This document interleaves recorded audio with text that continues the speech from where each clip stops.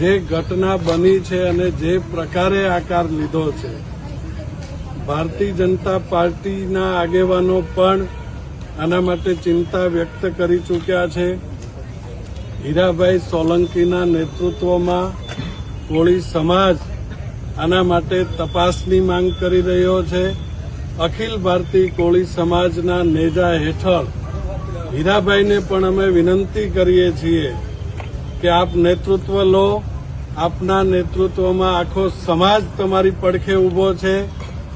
જેમ આજે પીઆઈની બદલી કરી અને રાજ્ય સરકારે આડકતરી રીતે સ્વીકાર્યું છે કે પોલીસની અંદર સંડોવણી જે છે એ શંકાસ્પદ છે, ગંભીરતાથી બિલકુલ લીધેલું નથી અને એના કારણે જ પીઆઈની જો બદલી થઈ હોય તો સમગ્ર તપાસ એ ઝીરોથી ફરી વખત નવેસરથી થવી જોઈએ.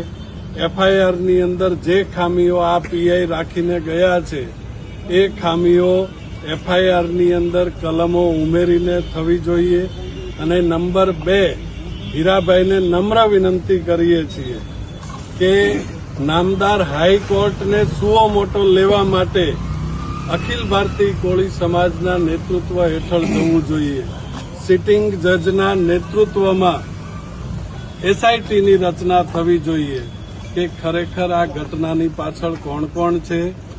પીઆઈ, ડીવાયએસપી જે અત્યારે જજની ભૂમિકામાં આવી ગયા છે, ખરેખર તો પીઆઈ, ડીવાયએસપી અને એસપી એ લોકોના ફોનની પણ તપાસ થવી જોઈએ, એમના સીડીઆર પણ મગાવવા જોઈએ.